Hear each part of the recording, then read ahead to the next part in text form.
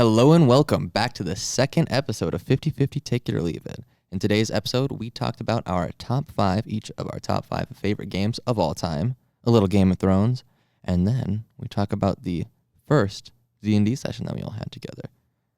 And that Quite about a thriller. That's pretty good. Absolutely. That's pretty good. And with that, let's jump into it.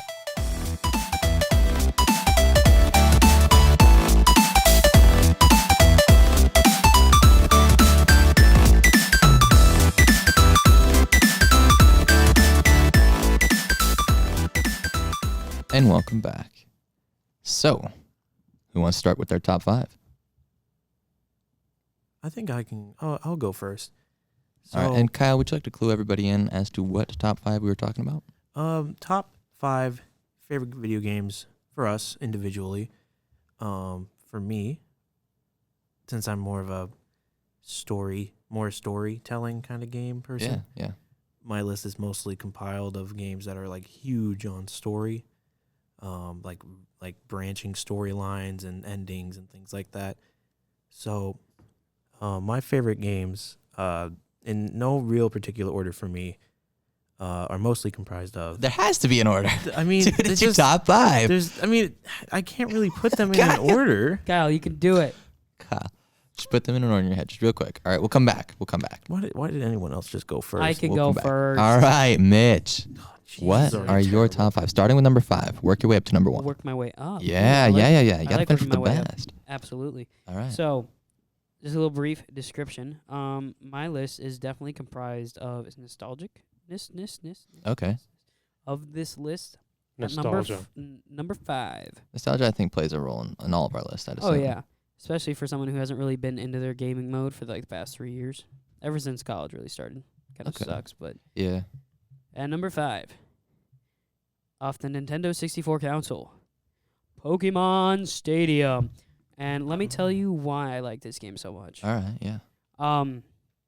Playing it by itself honestly isn't the best. Having a group of friends with you playing it, how I would play it is, in high school we would have these debate tournaments, and when we host it, obviously we can't compete because that gets a little biased, and don't want to have some biasness at the debate tournament. So what we would do is, in between rounds, we would be playing Pokemon Stadium, having brackets. You choose your 3 mons, you go in and you battle, and you see who the champ is. Pokemon World Champion, yeah. Dude, super fun game with a group of people. I played it by myself and with like one other person. It's all right. But like with a group of people, that's why it's at number 5 for me. All right. Coming in at number 4, being able to play across all console platforms, including PC, Minecraft. All right. Now, Yeah. specifically, I played this on Xbox. Do you remember the year that you played this? I started playing probably sophomore year of high school. Oh, wow. Damn. All right. Yeah. You know, it started off, I actually, under my parents' nose, bought my first 360. And, like, me and my brother would take it out, play it in my room at night, or, like, you know, in the afternoon into the evening. And then we'd pack it up back in my closet and throw some clothes over it, and then go upstairs like nothing had happened. And my parents were blown away by how, like, well we were getting along. They had no idea that we were playing 360. And at the time, one of my uncles was living with us, and he was like, yeah, they've had that for like a couple months. I don't know how you guys didn't know. So you bonded with your brother through lies? Yes, Deception. precisely. And yeah, so Minecraft, and my buddies in my neighborhood also had Minecraft. So it was actually like middle school going into high school. I was kind of judgmental actually towards people who played Minecraft. I was like, that's a stupid game. It's virtual Legos. Like, just play real Legos. Come on, people, let's be real. But then I played it, and I was like, oh, this is actually really fun. Mm-hmm. So, keeping with the 360 console, my game coming in at number 3 is Black Ops 2. In my opinion, one of the it is a blessed game. One of the best Call of Duty games in that franchise. I agree. It's got the best overall maps. What's it called? I haven't played in a really long time. The small one, the yacht. Oh, I know the map was like, that's just a yacht. Yeah, Isn't it its name literally? Pretty sure it's just no, called. it's not called yacht, is it? I'm pretty sure it's yacht. I I'm pretty don't sure think it's it's. We'll come. We're gonna have some analysts look Yeah, at that. we're gonna have our guys in the Okay. back look it up. Yep. So, but that probably by far my favorite map, and it has one of my favorite guns. I'm a shotgun type of operator myself. Hijacked. That is Yeah. what I'm. The guys in the back have told me it is hijacked. There you go. Ooh. Hijacked. I knew it wasn't yacht because I knew that was too easy. Yep. Okay. I think it's the Remington Yep. 87. Ooh, yeah. I know which one you're Yep, talking about. yep. Yeah. Oh, dude, that shotgun. Man, like the It- one that I would use all the time was the KSG. That was the slug. Oh yeah. Okay. I respect that. Yeah. The shotgun I didn't like in that game was the rotating one, Mhm. and then it's like a double. It's kind of a burst shotgun. Yeah. Oh, yeah. Yeah. Yep. Yeah. That was probably my least favorite one. But anyways, Black Ops 2, best Black Ops in my opinion. Don't at me. Coming in at number 2. Now these last two, these were tough for me because these were my games growing up. My childhood was based on these two games. Coming in at number 2 on the GameCube console, Need for Speed Underground. Okay. All Okay. right. Have you played Underground 2? I have not played Underground 2. Just is it? Have you played Carbon? That's my favorite one in the series. I have not played Carbon either. Just Need for Speed Underground.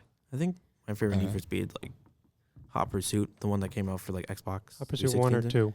It was one that came out for Xbox 360. Hot Pursuit was pretty fun. Okay. I got to play that You with get a to buddy. because you get to play as like The cops. the cops. It's really fun. It was like that was just insane. I was like, this is absolutely crazy.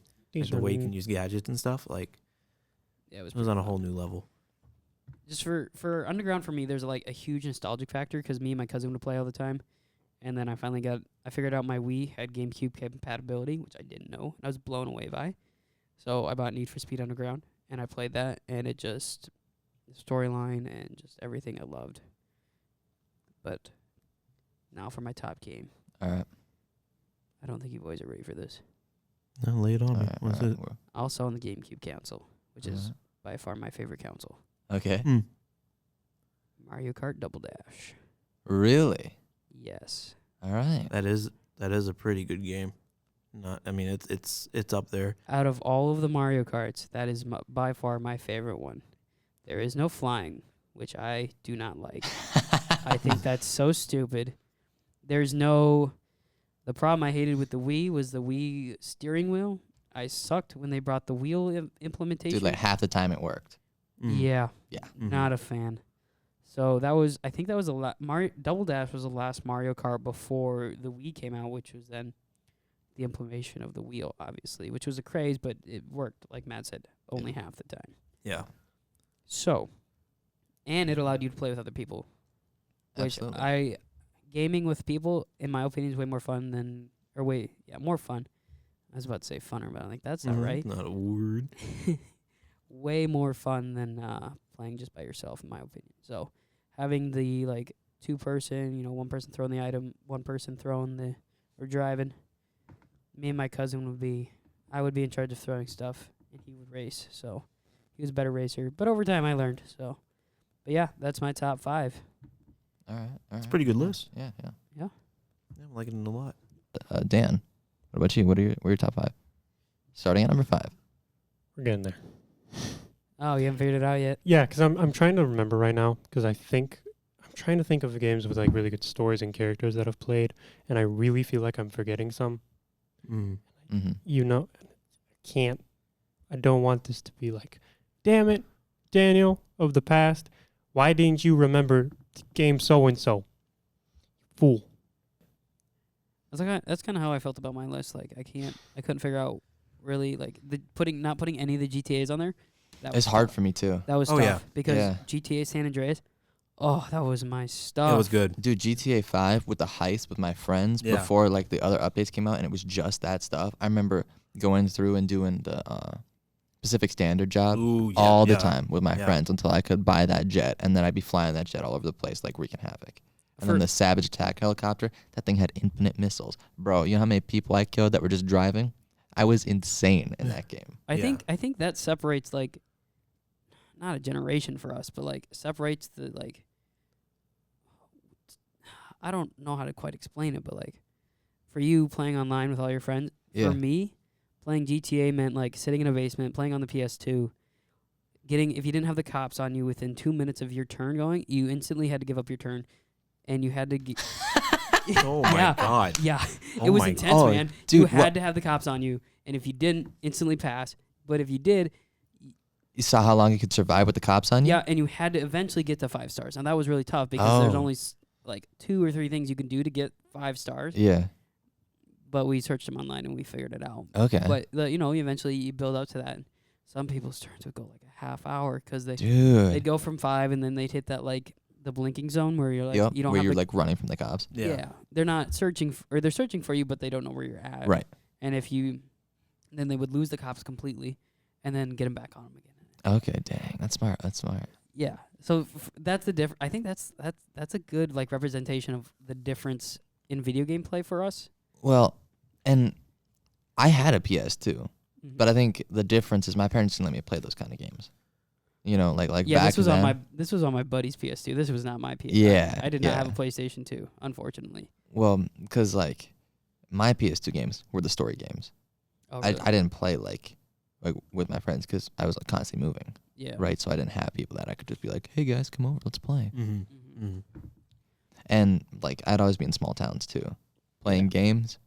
Not the cool thing to do in small towns. Yeah, that's true. That is true. Yeah. Yep. Another Unless it's like Call of Duty. Yeah. Even Yeah. then, Oh, like oh. still, I'm talking like bum towns where like if you're on the sports team, you're the shit. And if you're not on the sports team, hey, random person, you how exist. are you? Yeah. But nobody asked. I feel that. I don't know if you guys have ever heard of this game, but it's like the Simpsons version of Grand Theft Auto. Hit and run. Yeah. Dude, such a good That's good. game. Yeah. Everyone sleeps on that game. It's really good. It's GTA in the Simpsons realm. Just Yeah. it's great. All right. Kyle, what about you? You know, Starting number 5. yeah. So just a forewarning. Mhm. I do like my story-based games, so you're not going to be expecting any big-time like multiplayer sandbox stuff. You know, All right. like you're not going to be seeing any GTA or Are Call you, of Duty. are you at my list right now? No, no. Are you at my list? No, bro, no. are you at? It sounds like you're adding his No. list. I said no adding. No, I threw Bro. that at number 5. bro. I don't know what you're talking about. All right, I was just saying. Multiplayer, which all of my games are multiplayer. Sandbox, which the majority of them are sandbox. Mhm. Maybe the only one that isn't is Underground. Wouldn't you Mario say Kart? Wouldn't you say double dashes? Double Dash. That's not really sandbox. Okay. But like, I mean, yeah. just like, I do like my sandbox games, but I just don't put them at like a higher regard All for right. me. Just don't at me. Hey, I'm not adding you, bro. Everybody right? game's different. Yeah, everyone did game's that different. weird. Game respects game. Game respects game. I can respect that. Thank you. All right. So, for me, number 5, I would probably go with The Wolf Among Us. Absolutely, yeah. It's good. You know, at the time when Telltale Games had like The Walking Dead come out, and people were like, "This is really good storytelling," and people were a little iffy about what they wanted to, you know, like what was next for them. So that when they released like The Wolf Among Us, people were pretty happy about it. Like they were content with it, which is like, you know, it was well done. The story was fairly interesting. The characters were people you can kind of like connect with in a sense. And now with the possibility of, well, not the possibility, the confirmation that there will be a second one coming out, makes me even more happier because I'm like, this kind of ended on a cliffhanger. So it's nice to see that they're trying to continue it even after everything that Telltale kind of went through these past couple of years. So I definitely put it up there for my number 5. For number 4, I'd have to go with Middle-earth: Shadow of Mordor. I'm a huge Lord of the Rings fan. So when I saw this game, like at E3, and it was like they're basically advertising it as like it's Assassin's Creed, but it takes place in like Lord of the Rings style, and you can play as like a wraith at the same time. I was pretty excited. I thought the mechanics of the game, the Nemesis system, where you can basically just like every opponent you face could become like a rival, later in the game. If you were to die in the game, you can get revenge on that same person because they're promoted through the ranks. I like that a lot. And I thought the whole story was just very well done too. Let's see, this was the thing. The top 3 for me were kind of tough. Like, not gonna lie. Yeah. Top 3, you really got to dig deep to agree find with like that. some good quality stuff. And I'm gonna dip a little bit into my PlayStation 2 games, and I'm gonna go with God of War. Like, Absolutely. specifically God of War 2, because like you start the game off, with Kratos, and he's a god basically, and he fights like I think it's like the Colossus of Rhodes, I'm pretty sure, and that there was like instant. I was like, this game is just incredible. Like the spectacle, like all the God of War games excel at spectacle, and this was for sure like the game that introduced me, because I didn't play the previous one. I played 2 first, and that's why I put it up more than like God of War 1 and I was like, this game, it's pretty good. And the overall story too was like, it left you on a cliffhanger. There were some great boss fights. There were some great moments overall. And I put it at number 3 because I'm like, it's not my best game, but it's up there for sure. So You got number me sitting- 2. You got me sitting at the edge of my seat, Kyle. I kind of want to know what your number 1. I know we're getting there, but Yeah, we're getting there. if you put God of War 2 at number 3, Yeah. Yeah. I've seen other people play it, and I've watched like game clips for it, and I'm like, Mm. oh, that looks like a fun game. It's fun. It's really I good. would believe you. It is really good. For number 2, I'm gonna put Uncharted. Mostly because not the first one or the second one. They were good. Don't get me wrong. I'm going with Uncharted 4. The Thief Among Us? Or no? No, that's No, number 2. I Thieves think. End. Yep. Thieves but End. Thieves Yeah. End. Yeah. Just Oh, because. random. Just Sorry, you're right. yeah. Okay. Okay. Yeah. So, I've played through the entirety of the Uncharted series. I've Mm-hmm. loved every game, but 4 to me was the perfect way to end the series. A good send off. It was a great send off. Like, to me, I was like, this is perfect. Like, you could not top this. Plus, it was like, pretty sure one of the first games that came out for PlayStation 4. Correct me if I'm wrong.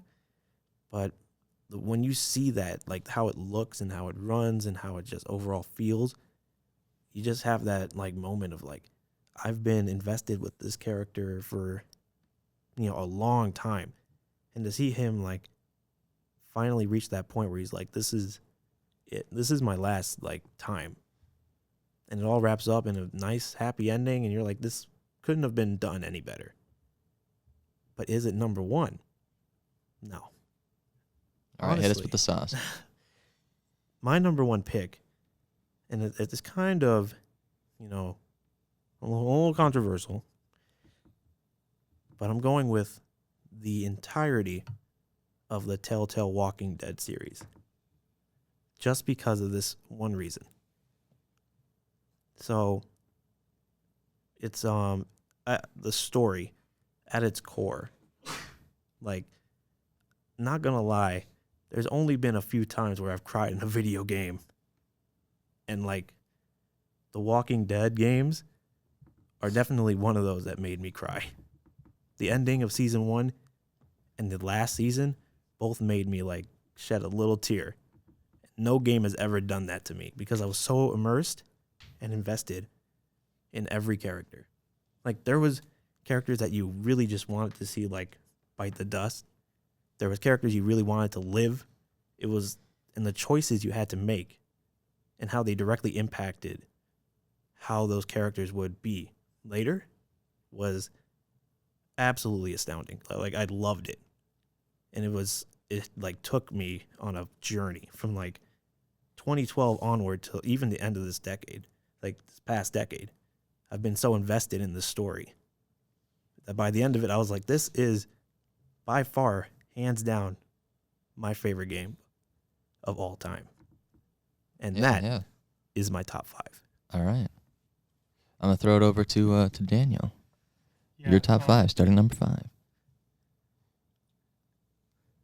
He has deliberated, ladies and gentlemen. He has deliberated. I'm gonna have you get closer. There you go. Well, it should be said that it's a very hard thing for me to pick favorites. Took me 15 years to figure out that my favorite color is blue. That should tell you something. Favorite games? Good Lord. It would be hard to ask me to find a more complex thing to weigh.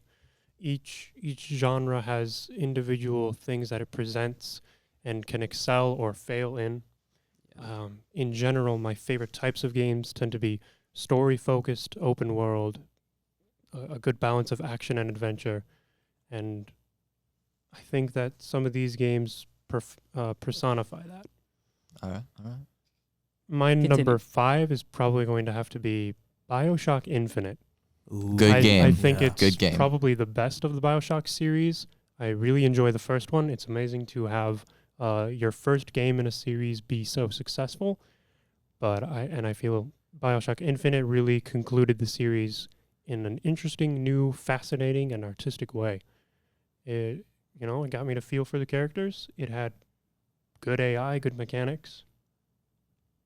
Yeah, no, Okay. that was one of the ones I think I first recommended to you when you were asking me games, right?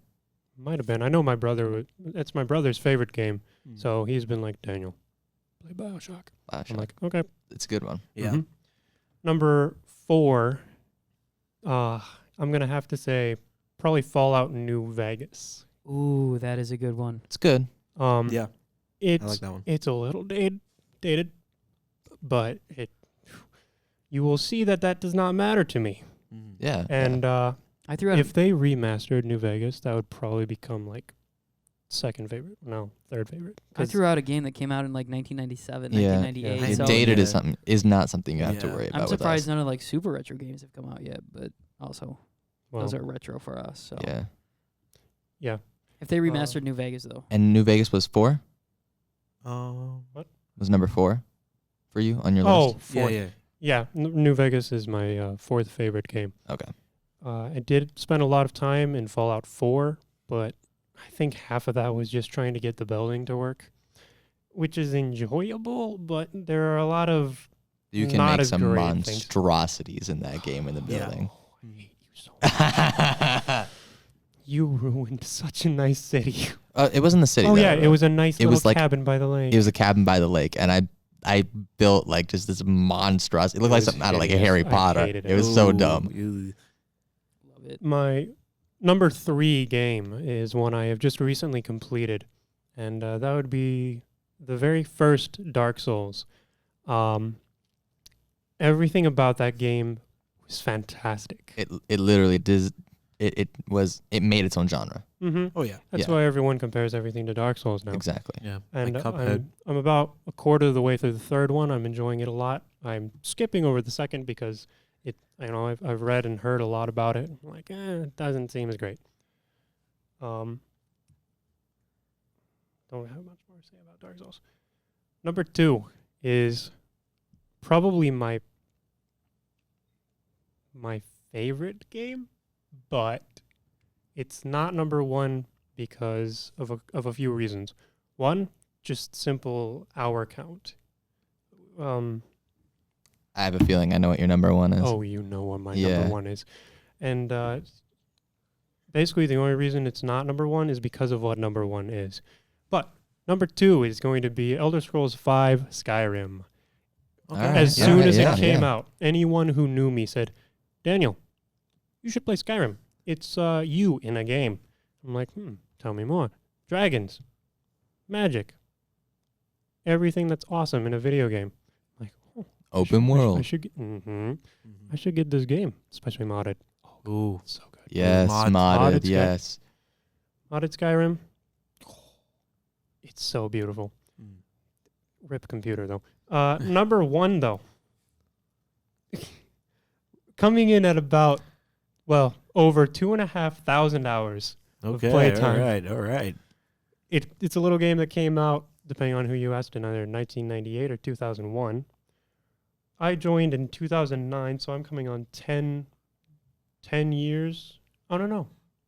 I joined in 2010. There we go. So I'm coming in on 10 years here this February of playing RuneScape. That's Oh, right. Yep, Okay, yep, yep. all right, all Yeah. right. And I still play now. It's mainly for the community that I have there. We have a pretty good group of friends, and it's a game that has made me laugh so many times. It was my first like RPG with knights and stuff. So that's where I Yeah. really discovered what I like in a game. Has so much tongue-in-cheek humor and interesting content. A lot of it has the highest ratio of just deliberation and intent in a video game. So many things are intentional and created with effort and emotion behind it. It's good. Well, there's so many little like side quips that if you don't do like some quest, you'd never get. That's entirely true. I feel the RuneScape is pretty fun for me too. We only played it on a computer. Is that the only thing you played on? I feel like I'm pretty There's sure it's RuneScape Mobile. Oh. Oh, that's right. You told me about that. Yeah, and I've got to go to school on Yeah. that. I know for my friends and I, Mhm. we used to play this when we weren't playing my buddy's Xbox because his family was loaded. So we would play his Xbox for a while, and then we'd get bored with that, and then we go over to his computer, who had like the fastest internet around the block, just 'cause his family's rich. But we would play this one computer game I got for Christmas one year, and then we would also play RuneScape. Dude, I would go over his house at like 6:30 in the morning. Sometimes we would be playing RuneScape for like 7 hours, and his mom be like, "You two need to go outside, get some freaking light." But yeah, RuneScape, I feel that 100%. I'd also like to say that through every game I've played, including Dark Souls and multiple games from the Fallout series, Assassin's Creed series, Elder Scrolls, RuneScape has had the hardest boss fight. Believe it or not, I have spent dozens of hours just trying to learn one boss in particular. There's no point in naming it, but it's you'd be surprised to hear it because you hear Dark Souls, you think, oh, it's so hard. You must be an elite gamer. But honestly, the hardest boss in there was like, okay, this kind of sucks, and I have to dodge real good, and it took forever, but it didn't take days. Right. And some people, they'll be like, oh, I beat every boss first try. And to anybody that's actually played the game, you sit there and you're like, no offense, but no. Like, there's no way. No, you just don't do that. No. You have to learn the mechanics and then beat it. Yeah. Especially with like Calamite, that boss actually kills you the first time. And Seath is scaleless. No. Calamite almost kills you. Seath does. I would agree. Yeah. Kicking off my list at number 5. Do you want a drum roll? It was the worst of games. It was the best of games. Looney I Pop. have Ark Survival Evolved. Oh my goodness. Oh, yes. Oh. Oh, yes. Oh. Huh. Absolutely. I loved that game so much. I have over 4,000 hours in that game. That's dedication. Count it. 4,000. You might well be asking, Matt, why do you have that much When time? did that come out? That came out. Well, it was in alpha for a while. It's been in alpha like forever. And you played it then? Yeah, no, I played it when I had this rinky-dink computer. That was like terrible.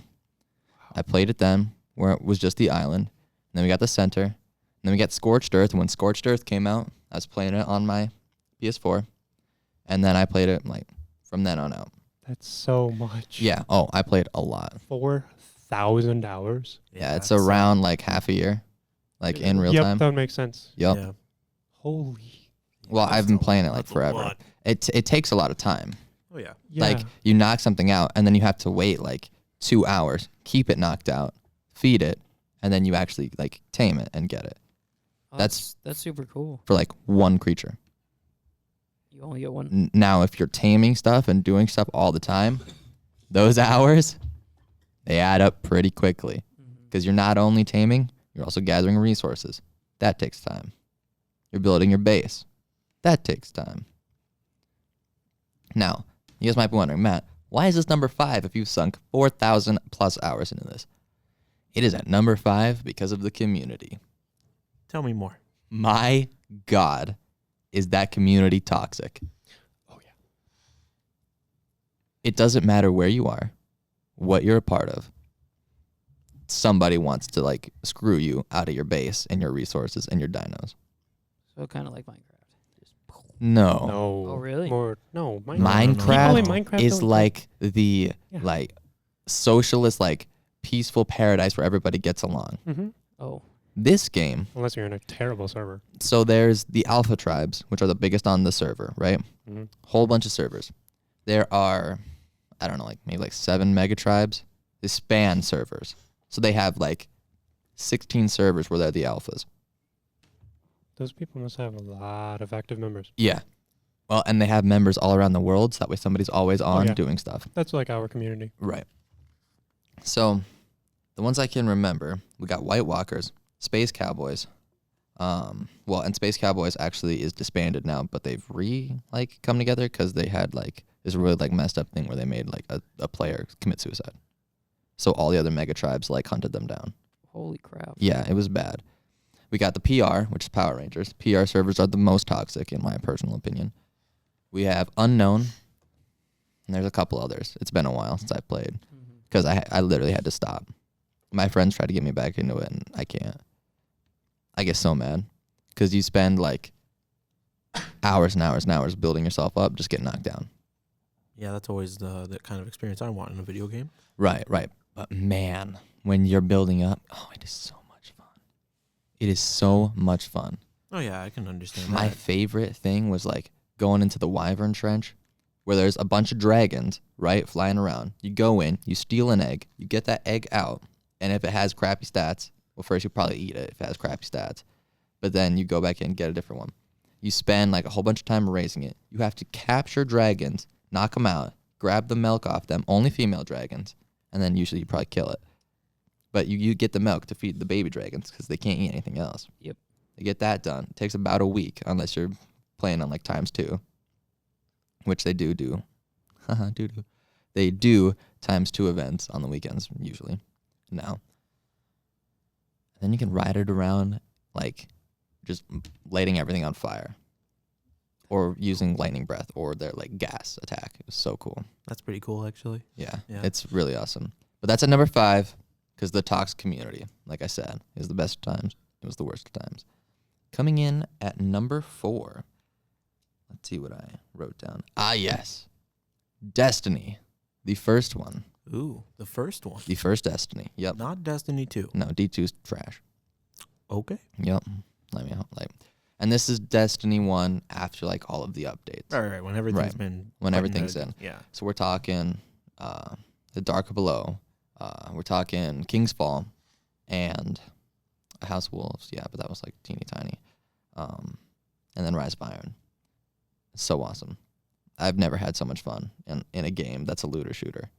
And for any of you guys that don't know, that's where you like grind for like the best weapons and the best gear to keep. It's very World of Warcraft-ish. Yeah. Is that a good comparison? I would kind of put it up there. I wouldn't say it's like exact. It's not exactly, but But like with the yeah. gear. I get what you mean. Like you're trying to grind to get better stuff to go out on Yep. bigger like missions and stuff. Exactly. Yeah. And then the raids. Dude, Oh, the yeah. raids were that was it, bro. Everybody was doing raids. Yeah. I remember back when it first launched, if you had this shader that you got from completing the first raid, Shadow White, you were like a god. People like, yeah, it was insane. And my favorite story about this game, there is this legendary weapon called the Vex Mythoclast. This like super hard drop. It comes from the Vault of Glass. You know how many runs it took me to get that? One. How many? 1. I got it my Ooh. first run. Okay. Yeah, it was pretty insane. My friends hated me for a while. It was great. That's fair. No, but that like game got me into like puzzles and stuff, and it got me into trying to be world's first. We were always terrible, like never like close ever, but it was fun trying to figure out the puzzles and stuff. Number 3, we talked about it a little bit. It is The Witcher 3 Wild Hunt. Great game. It's fantastic. We talked about it already, so if you want to, hear about it, it'll be posted in the description down below, timestamped. Yeah. Oh, yeah. All right. Number 2, and number 1 and number 2. All right. Number 2, I'd say, is my favorite game, like Daniel said. But number 1, I always come back to it. I boot up my PS2 and come back to it every year. Mm-hmm. But for number 2, I have Naughty Dog's The Last of Us. Okay. Yeah. Fantastic game. It's great. Yeah, everybody knows about it. Don't need to talk about it too much. And coming in at number 1, Honey Pop. no. Candy Crush 3. Oh. You got it. No. Coming in at number 1, Star Wars Battlefront 2, and in parentheses I wrote, no, not you, EA. That is a good game. We're talking about the original. Also good on the clarification there. Yep.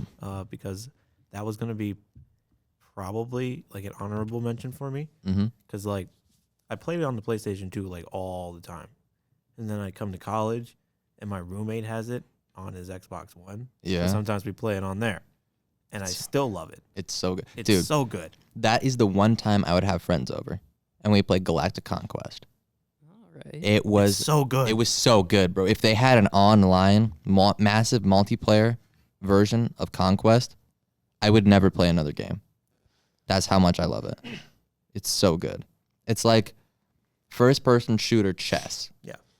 It's It's so good. like you can really just good. play that for like a good couple of hours. Mhm. Because like there's just the varying different degrees of like, oh, I'm gonna attack this planet, I'm gonna attack this planet, Mhm. and then when they meet, they do like space battles. So you can just meet like in like a random space where there's nothing. You can make more fleets to attack different areas, and like if they had a full online version, I figure they have all 4 factions, or I guess 6 now, because you got right. You got the New First Order. Republic. You've got First Order, New Republic, Empire, Rebellion, Clones, Droids. Oh yeah.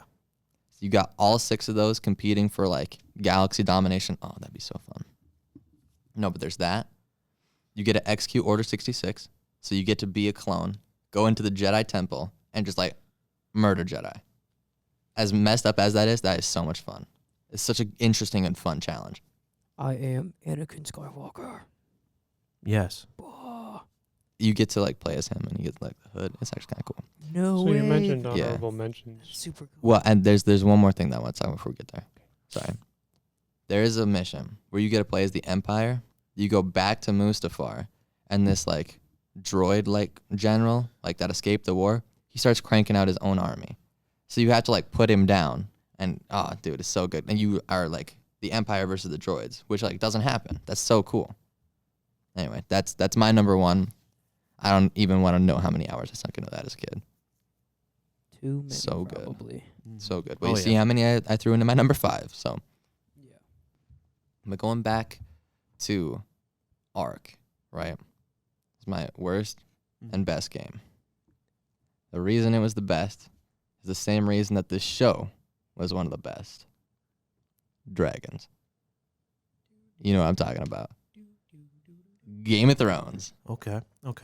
Thoughts Yes. On Game of Thrones? on Game of Thrones, baby. I really was like vibing with it up until certain points Yeah, happened. so let's start at the beginning. Oh, yeah. When'd you guys jump in? I would say like early 2019. I was extremely. Oh, wow. I was extremely late. Like we're talking. I'd maybe even go a little farther back and maybe say late 2018. One of my friends, basically just was like, "Yo, the final season's coming up in April, so we are going to try and see if we can cram as much Game of Thrones as we can before that final season comes through." So we sat down and we just binged it for months, just on a binge. Who's we? Me and my RA resident, assistant Chops. All right. Yeah. And we kind of just watched it for for months on a nonstop binge. Like we would just hang out, we'd be like, Game of Thrones? And we just pop that in. And I mean, luckily it was at the library. All right. You can just pick it up, Yeah. watch them, check it out, return it back to the library, grab the next one, and get watching on that. It was only until the final seasons when I was like, oh no. Yeah. No, So- no. Dan, Hello. I got you into Game of Thrones, right? Yeah, you were my fixer. You hooked me up with what I needed. Yeah. In that And- Game of Thrones was the TV version of Skyrim. Daniel, you should watch Game of Thrones. Cool. How? Yeah. How was Matthew? He introduced me to it. He was like, "Hey, you know Game of Thrones? You want to watch Game of Thrones?" I was like, "Yes." I'm just gonna assume that's Kyle agreeing. And that was Like October of 2018, right? what's it? Let's see. We did Adventure Zone, Doki Doki, and then It was second semester, wasn't it? no, What? no, It wasn't second semester? no. Did we rewatch it? Because I remember there was a long break of like, well, now there's no Game of Thrones, so we started watching Westworld and anime. That's right. Mm-hmm. So yeah, it must That's have been in like October-ish. Yeah. Because let's see, November was Fallout 4, skipping classes to play Fallout 4. Good job, Daniel. December was Spooky Games, naturally. Of course, you watch the Spooky Games in December, Yeah, of and course. Game of Thrones in October. Yeah, December was the spoopy games. I remember And that. I had never seen, nor played, nor really even heard a Spooky Game, and I got so scared. So we started with Doki Doki. Doki Doki Literature Club. That's right. And then we made our way through some other ones, and we got to Visage. And that was the first game that scared the crap out of me. Yes. Oh, I absolutely, look back at it yeah. now, and I've rewatched it once with another person, and I was like, it's still really scary, but a lot of it is kind of cheesy now, where it's like, Oh. okay, yeah, doors open, close, lights Yeah, flicker. they get Yeah. you. But it's definitely, like, playing it would still be wild. Yeah, atmospheric Dude, wise, it absolutely. was definitely off-putting. I mean, the first like scene of the game. Which is It's really messed up. something We're not we gonna- can't we're gonna really spoil say it. anything. Well, Yeah. and it's not really appropriate Well, for I don't think yeah. Mitch has played it. That could be something we do. Hey, Mitch. Yeah. Have you seen it? No. I must say. I feel Well- like you would really appreciate it. Let me say Speaking that, of something that I really, really appreciate. okay, never mind. Sorry, I had to jump on that. I started Game of Thrones at like they just finished the 5th season, I think, Is that Okay. when? because it's Okay. when Daenerys. Spoilers. If you haven't seen Game of Thrones by Yeah, now, I'm just saying spoilers. all right, fair. It's right when Daenerys gets into Marine and she's like starting her rule there. So she doesn't yeah, like okay. finish it then, because I think that's the 6th season was when she Yeah, it finishes gets it. That's when like I'm pretty sure Mhm. Tyrion like comes Yep, in. yeah, and says, hey, I'm here to help. Mitch, plug your ears for a sec. It's okay. So- I'll get to it eventually. Is that the one Yeah. that ends in Jon Snow dying? Or is that the one that starts with Uh, Jon Snow dying? 7's the one that starts with Jon. dying. 7 starts with Jon? With him dead. Yeah, with him already dead. Yeah, that's He so dies. 6th season is when he gets Oh, stabbed. wow. Yeah, yeah. He For the comes back in watch. like the 2nd, 3rd episode of season 7. Is that right? Yeah, because they did the For the Watch thing. Because they didn't do it. For the watch. They didn't do it in Hold season up. 7 because season 7. Because it's the start of season 6 is when he the comes start? back. I thought When he it- comes back, I thought. I thought it was no. Because he has that whole like arc of like going back to Winterfell and stuff. Yeah, but I thought that was because they did 6 and then you go into 7. Because 7 is when he and Daenerys meet up. Yeah, but he had to get revived 1st. Mm-hmm.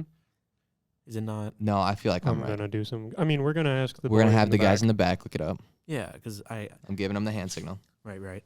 I was just thinking because like 7, because everyone was like, oh, season 7 is gonna be like, what's gonna happen to Jon Snow now that he's dead? And then they revived him in like 3 episodes, and you're like, oh, See, I don't think because he gets In the revived. June 2015 season 5 finale, Mother's Mercy, Jon is stabbed to death by Alistair Thorne Yes. and several men of the Night's okay, Watch. all right. Get wrecked, Kyle. Sorry, Whoa. I have watched it a lot. It's fair. It's I've fair. watched it once Yeah, and a quarter. Well, like saying season 7 is when Jon and Daenerys meet up. right. I'm gonna throw this in just so that y'all know. Mm-hmm. I have not watched Game of Thrones. I've seen a couple clips here and there, just from like Facebook, throwing it out. Otherwise, yeah, I haven't seen it. Best part of Game of Thrones, when the dragons get huge. Speaking of dragons, we didn't do this yet. We got to take our 5 minutes for the first session of D&D that happened last Sunday night. Right. Yeah. Yes, we should. But Yes. before we do that, Matt, All right. I think I think our viewers and definitely the people talking right now would definitely appreciate a break. All right, viewers, I we'll be back in well, for you, we'll be right back.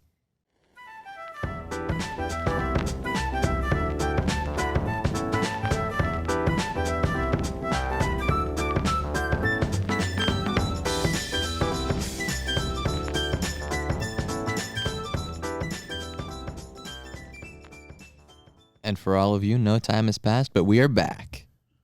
Starting with Mitch. How do you think the session went on Sunday? The session of my first ever D&D fully blown campaign, Yes, sir. of which I wanted to be a part of for 7 years now, went Sorry, I'm laughing. Go for it. Keep going. went absolutely, positively, redundantly, extraordinarily well. What kind of Mitch, word is that? Mitch, have you ever been told you have a real way with words? I love that. No, I love Sorry. that description. I think that just perfectly sums up. What a wordsmith. I Yes. especially, the hook for me was, quote, of which I've always wanted to be a part of. That really I like reeled that. me in, and then you really Hook, line, and sinker. exactly you Mhm. really got me with just the Extra Dr. mentally? Seuss word. Experimentally, redundantly. Well, I was being very redundant if you guys couldn't tell. No, yeah, A you little said positively. And then you said Absolutely. absolutely. redundantly. Redundantly. Just doesn't quite work there, but that's all right. It works I was out. running then out of synonyms. You were trying to know. do exponentially, and then you Yes. turned it into what was it? I don't Extra remember. mentally. Extra mentally. Extra mentally. Extra mentally? No. Anyway. extra mentally. Anyway, Anyway. anyway, it went very well, to say, in a short term. That's not a phrase. In a short term. Well, In short, I've got- it went very well. In short, it did go very well. All right. In a What was short your term. favorite part? My favorite part probably would be. This is tough because there was a lot of cool moments. All right. And if you want to ruminate on it, we can throw it over to somebody else. Mm-hmm. Kyle. Popcorn it. Yeah, I'm gonna Uh, popcorn it to Kyle. I need to all think right. about it. Okay. Okay. The overall session, I mean, it went for a very long time. About 6.5 hours. False. Yeah. That's pretty good for Woo. Yeah, a it's- D&D session. Yeah. And I'm not saying that's a bad thing. I love the fact that we went for 6 hours, you But know? to be fair, the online one that I watch, they only go for 4 hours usually. That's fair, but they are recording and such. Right, Our right. balance was only 1 hour bits. Yeah. yeah. You know? And that was between months. Yeah, Mhm. yeah. And I really liked the story that was, created, and I liked our, group of characters very well. I thought we all had strengths and we all had some weaknesses that we all, benefited from each other, helping out one another. I have no weakness. I'm a bard. That's very true. So I do have Almost one quick efficient question. in everything. How much do you guys remember that opening monologue? I wrote it down. I wrote- mostly listened for atmospheric setting and key points Mhm. because I know that any important details will be rehashed later. True. And I may misremember or miswrite something. And if I focused a lot on writing it down, that kind of it Takes drains away a it little of bit. the I got fun. you. Yeah, Yeah. exactly. I was when you were speaking, I was kind of just typing keywords and phrases in there, the big ones. Mhm. So I have a grip on the story based stuff. I have I know what's kind of going on, and not obviously everything because it's can't just tell everything right from the get go. But if I had to go with my favorite part Mhm. of the whole thing, I think The session. yeah, would probably be. I really liked how the overall escalation of it just being we're in a fight club, and then it turned into a full on invasion of the big gooby octopus aboleth hydra thing, and then next thing you know, here comes the orbital strike, and it's just a bunch of bad dudes coming out and just kicking butt and just doing their thing. And that was probably the coolest, and along with that the music really set the tone for everything, which was Let's just say, for my first session, I am working with a first-class DM who has helped me through very many challenges as being a new D&D player. There's Nah, definitely been. Mitch is right. Yeah, there's definitely. I know. Matt's like, oh, come on, guys. He's also like, comparing himself to the god of which he shares a name of, Matt Mercer. That's true. Yeah. Yeah, he holds himself pretty high. Who, So which he said. Matt, or sorry, So Mitch. there's- Mitch, what's it like knowing that my Danish mother has better English than you? I take pride in it. You should. It's endearing. Yes. So like, it's not just Matt Mercer though. Yeah. There's also somebody named Matt Koval who has an entire series on YouTube, which you guys should not watch. Because as I use a lot of his advice, Oh, okay. Okay. so that like, so that might ruin some things. Stay if you guys away. watch it. I'll stay away. I'm focused on. I'm kidding. You guys can watch if you want. I do a lot of No, stuff on my own, I won't watch Mm. it. but I get ideas and inspiration from him. Yeah. There's Matt Koval, Matt Mercer. Both of them are like super good. Like You're just like super destined good to be DMs. a really good DM. You already got the name. Don't already got the name. know about that. I know that I stumbled over stuff when I was doing it, but Yeah, Anyway. so did we. But I mean, we were still immersed. I am an aspiring educator, mhm. and classroom setting can be compared to being a dungeon master. In Explain. that you must be prepared for each eventuality you can think of. You need to have a plan for where you want this to go, and you need to be able to respond basically instantly to the most wild things that are set before you, which means that it's never going to go according to plan. And in the end, that's part of what creates the amazing atmosphere that we have. Oh yeah. That's true. Absolutely. Yeah. So in that, Matt's doing an amazing job. I think the pinnacle for you, Matt, as your DM skills. I think this is what really highlights it. If you could make a highlight reel for your DMs or your DM's abilities, is when the orbital strike is like coming down, and then the music just, and I know we've talked about this, but like the music just escalates, and like when at each bass drop, you're just like another one strikes, and then poof, another one strikes, and it just it was so theatrical. I think that's how Sarah put it. It just Mhm. was very well done. Performance arts were through the roof there. Yes, for one Matt very Hartley. well done. It reminds me of when I used to do a lot of storytelling similarly with the music. You have to do it with the music. Yeah, if And you. I that's mean, what Matt did. timing You is know, everything. You know. Yeah, and it's just a matter of, I don't know, you get into the flow, and you don't intentionally like know where the beats are. Mm. Correct me if I'm wrong. If you did, that would be incredible. But you respond to the music Can as I- it's being played. Can I tell you guys? Yeah. Like that one, like where like the orbital strike came down, and then like the paladins like came out and they surrounded the aboleth. I had like practiced that. Oh yeah, of course. Like Yeah, didn't you? I didn't have like the beats down, Right. Yeah, but like I had like the flow. The of, flow, like, how it should exactly. be going. It was Did very you? well done. Didn't you all also like practice the opening a couple of times too? Oh yeah, So yeah. I many. practiced Yeah. the opening monologue. Like I wrote that first Thanksgiving break. So for Thanksgiving break, I wrote that.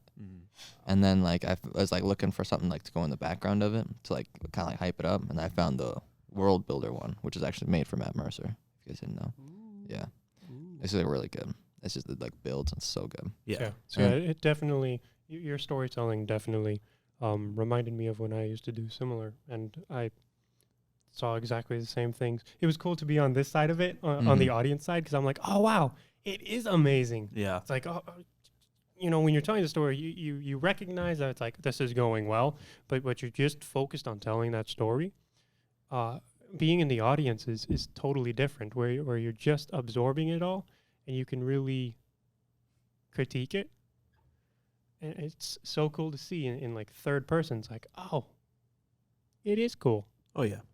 Like the atmosphere, the overall just flow and feel of it. I mean, the music. If music wasn't there, I would have been like still immersed because I just love Mhm. the story of D&D. Like anyone who can tell a good story, it's only gets better with the music. Mhm. Because the music does the job perfectly. Like it sets tone, it sets atmosphere, it sets overall mood, and it just defines everything that you would want in a story. I would say I'm fairly, maybe moderately passionate about music. Mm-hmm. Mildly. Yeah, mildly. say. mildly. I have a passing interest in Mhm. music. Yes. No way. But that course, was of actually course. one of the things I thought that I failed in. Really? The music, 'Cause- really? Because I didn't have a playlist up or anything. So you'd get like ads and stuff, and that'd take us out of the Yep. moment. That is the one thing that you a playlist is definitely helpful. Right. Yeah. But that is Um, fixed now. That problem will Oh, be yeah. Oh, fixed. good. Because Yeah. Mitch actually hooked me up with Spotify Premium. What a guy. What a guy. What a guy, yeah. Try to be. I try to be. Making the experience better for everyone. Yeah. So Miss- Dan, what was, Oh, what was yeah, your yeah. favorite We'll part? throw Yeah, it to you, yeah. Dan. Yeah. Okay. Now I think among us, as the players of all the players, have probably played the most D&D, right? Right? Yeah. Okay. So Yeah. it's not a lot, but I've again amongst the players had the most experience, and I would say that my favorite thing that Matt did was there was a point we reached where we came upon a battle zone where there were dragons and creatures of all sorts and knights and paladins waging this onslaught against a horrible beast. And the challenge for us was not to defeat the beast because we would die, but to essentially get past and maneuver through this war zone. And the way in which Matt did this was he told us each to select one skill. So we went around the table and we did this. And typically what happens is you are presented the challenge and the situation by the DM, and individually as players you're like, well, here's something that might work. And you say, okay, so I'm going to try and jump over this log. You know, that's a lame example, but it'll work for this example. And so it's like, you roll the appropriate skill, like acrobatics or athletics. And it's like, oh, okay, here's a number. Did it work? Cool. What Matt did was say, just pick a skill and One that you were proficient in. one that you are proficient in. Mm. And he wove each of our choices, each of our skills, into this fluid scene of each one of us leading the party, utilizing one of our strengths in this cinematic sequence. Oh, yeah. Yeah. And it's like we still rolled for it, so there was Right. still that like challenge and a slight tension, but it wasn't focused on that. It was focused on how we each used our strength to get this party through, Yeah. and it was so cool. I Yeah, we- honestly, we had an Avengers moment, basically. yeah, we kind of did. I honestly, so Matt told us, he's like, pick a skill you're proficient in, and it was tricky because we couldn't use the skill. You can use the same one twice. Yeah, we couldn't use, like, I as a member couldn't use the same proficiency as Kyle as a member, which made it difficult because we don't all know each other's proficiencies since we just kind of met as in character. And, you didn't want to take someone's excellent proficiency. So me being a ranger and an animal handler, one of the skills I'm very proficient in is animal handling. And I Mhm. was like, I wonder how Matt's going to do this. That's right. I remember when you said that. I was very surprised, and I wasn't Yeah. quite sure how to feel. Yeah. But Matt sealed the deal. Oh on my Oh, yeah. gosh, He- Matt did such a great job. Yeah, with He he's- it. took yeah. something that I personally would have struggled to find a cool way of doing. Oh, he killed internally, it. I would have thought, what do you want me to do with that? Yeah. And he made it something that was explainable, realistic, and fascinating. Basically, he had, so in character, I have this winter dire wolf, which is this huge, just OP animal. Big chunky dog. It's It's- pretty awesome. It's pretty awesome. And I was like, animal handling, let's roll. I rolled decently well in it. Yeah, I think you rolled above a 20. Oh, yeah, I did. Yeah, you did. And basically, he was like, okay, so you do this with your wolf, but also you somehow get the dragon to come down. One of the dragons that are battling this big monster comes down and like basically helps you guys out. And I was like, whoa, that's so cool. Yeah. There was a lot I of loved there was it. a lot of some It was dope. They like so he's like, I'm gonna pick animal handling. I'm like, okay, cool. So like what animals are around? I'm like, he's got his own. Like what else is there? I'm like, oh yeah, that's right. So the Platinum Legion, they're like waging this battle against this monstrosity that's coming up, and they're calling in airstrikes all the time with their dragons. I'm like, how cool would it be if, because he has ice, right? Because they use silver dragons in this one. Like, how cool would it be? His direwolf like comes around, like starts the ice blast, but then he like whistles. That's usually a command for the direwolf, but it's also a command that they use for the dragons. So he whistles, and then the other dragon comes, and the ice breaths from both of them like mix into this ice tornado that like shoots shards all over the place. It Right. was so cool. For a skill it's towards the Mhm. bottom of that skill list. So like it's not that important. It's like around it's not a normally used skill, right? It's not an I would agree. acrobatics or And not one of like the specifically practical ones where like I right. used did I use acrobatics, I think? Yeah, because Yes. I wanted to open up with something that was pretty simple, Mhm. that would get Mhm. people thinking along the right lines, and I think it all worked out great. Yeah. Oh yeah. I would just agree. that would also go on your highlight reel. Just taking an animal handling skill track Mm-hmm. and just like, yeah, you basically do amazing stuff. All of that was why That it whole- was an right. impressive thing to do as a DM and an impressive moment just as a player. in Yeah. game in or like out of game, but like us discussing when we were trying to figure out like what Matt was trying to have us do. I think someone said when you're playing, I think it's like Spider-Man, you gotta hit the buttons at It's like the a right quick time It's event. quick time, yeah. quick time. Yeah, Yeah, yeah. that's what it was described as, and it was that plus 10 times Kinda did. more. Yeah. It Yeah. was so cool. It was really cool to see what the other people in the session were like, trying to think of like, okay, well, I have these kinds of skills. Let's see what we can do with them. And it was nice to see like what characters we're proficient in, because we can't just look at your character sheet and be like, oh yeah, you're proficient in this. So you should probably just use that. Metagaming. Yeah, you know, Mhm. and no one likes that. Nope. So it was cool to see like the characters thinking like, oh yeah, you know, I'm proficient in these things. Let's roll the dice. Let's see what happened. Like I used Arcana, and that's more for, you know, it's magic based stuff. And I was just like, well, yeah, I can use Arcana, but how would I use Arcana? Mm-hmm. You know, it was like a critical thinking moment where you had to be like, I'm proficient in this, but how can I use it in this situation?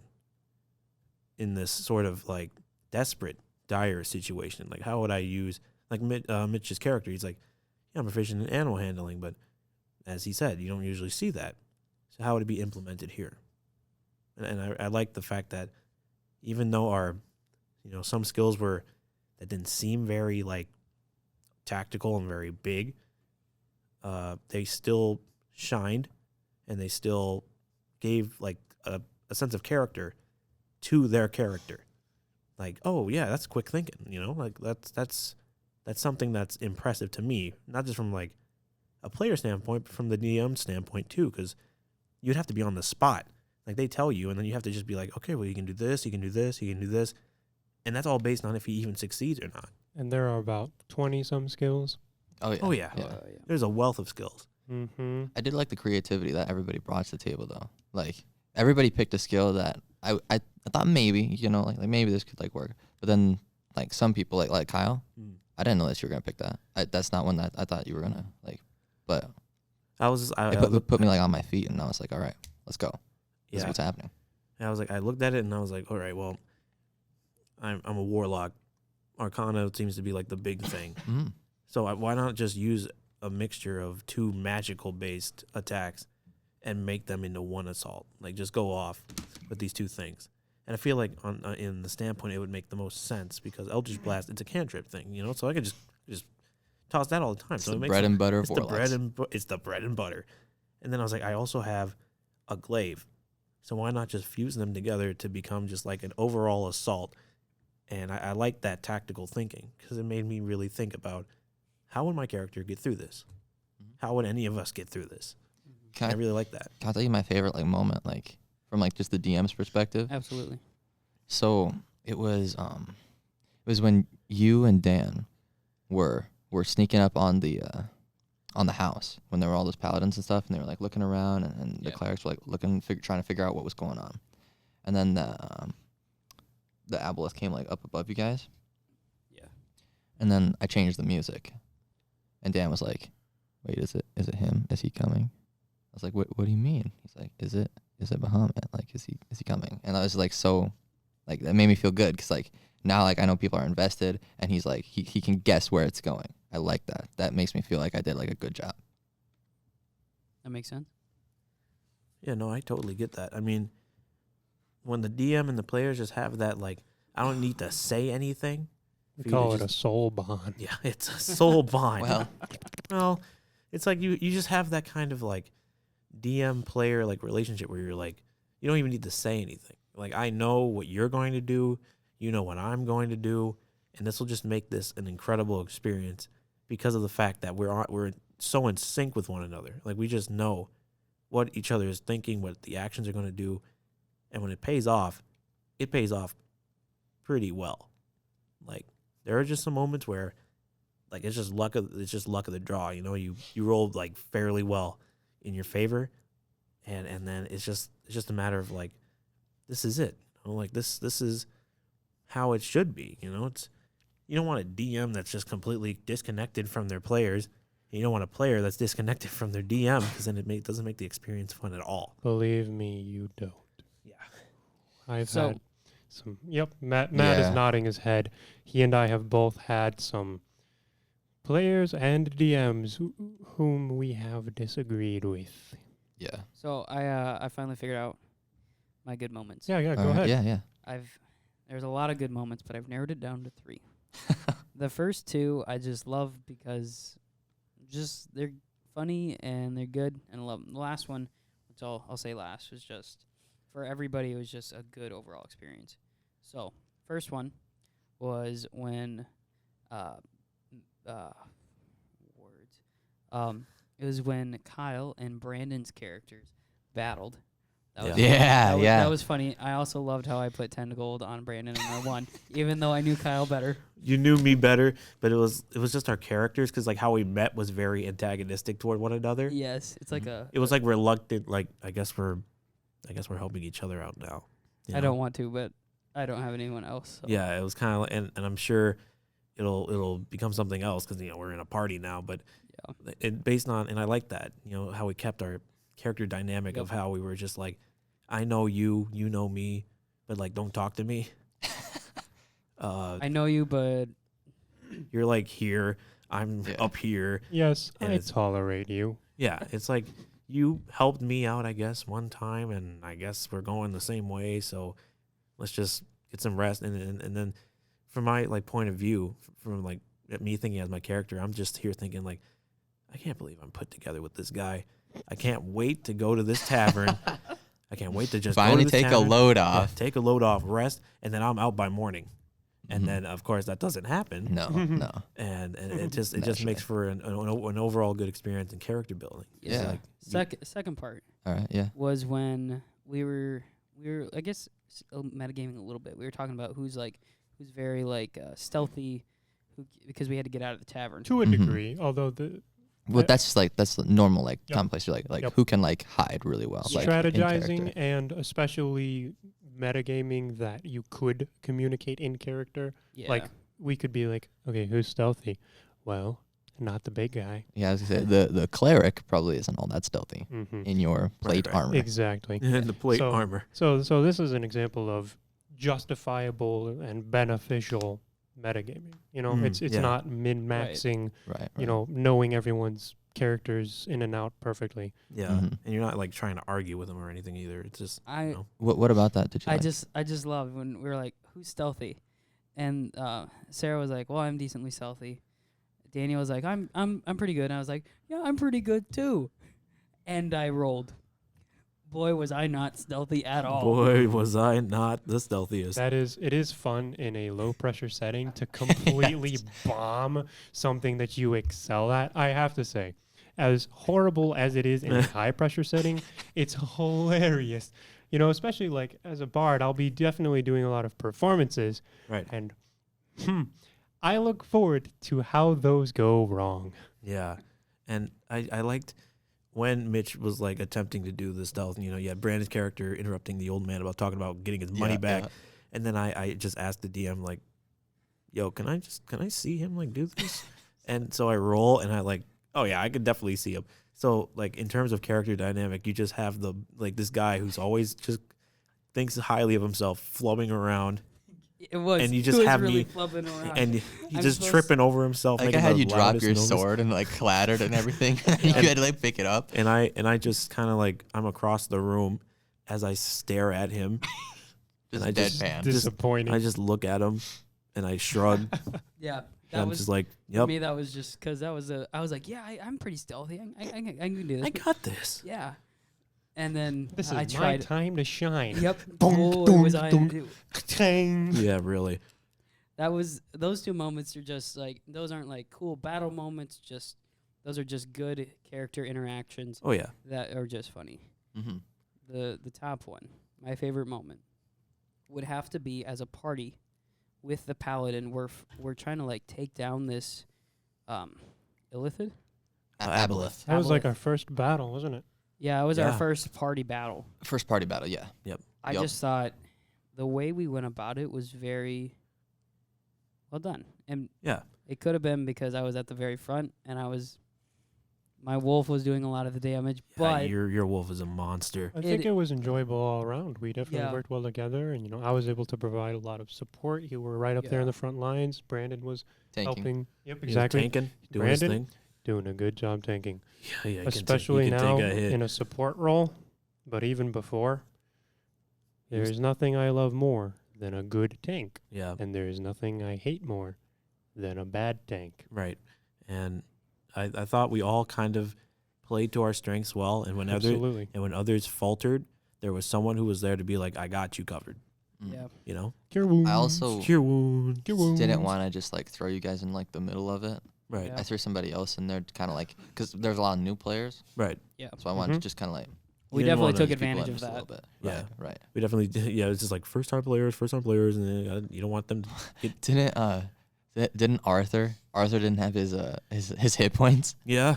Yep. Yep. Because he kind of Yep. was like, all right, so because he said he had him, and he said he thought he rolled for him. Mhm. And we were like, yeah, bro, it's on your stat sheet. And he Yeah, was right like, here. I'm looking. I have my stats or my hit points written down in this where they should be because Matt like basically coddled me through this Hold your entire. hand through It's- it. Yeah, It's hard to like. It is. That's the worst part.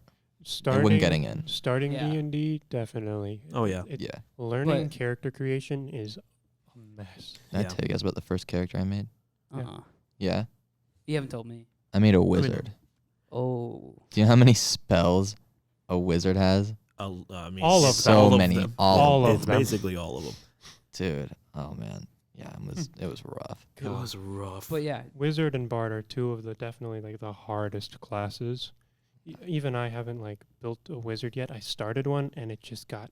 I think I was gonna go with Abjuration Okay. because that's a pretty solid class and you can do some like real good defensive buffing. If I had to pick one, like for fun, I'd pick necromancy. Oh really? Or Oh. evocation. Well, why Okay. not? Yeah. necromancy does look really interesting. Oh, dude, I having thought a- about doing that. a necromancer, like be a good guy, that would be so cool. You Yeah. can do like a Death Domain cleric too. It works really well. yeah. I There's- was about to say something, but I can't say it. Uh-oh. Ooh. We can cut it in post. Yep. Yeah. we'll just Uh-oh. do it. No, I no. don't This is think- something I- the players I think as characters we can't can't know know. about this. Oh. Yeah. Right. Right. There's Oh, God. definitely there's Okay, definitely a lot. Palpatine. There's definitely a lot that I'm looking forward to in the session. Overall, I'm looking forward to how characters develop Mhm. in terms of like how they interact with one another, how they because I kind of see D&D as like an episodic like show with like character arcs, character developments. Because I mean, you make a whole Yep. character, you have to have something settled, like a goal in mind or just something to motivate you to do something. And I really like the fact that you have just the most control over the character. And sometimes even the DM can be like, I'm going to put a little something here. I'm going to put a little something here to spice it up. Well, guys, I think this will wrap it up for us. To give a little conclusion, we beginning of the night we talked about our top 5 all-time video games and what kind of went into that list.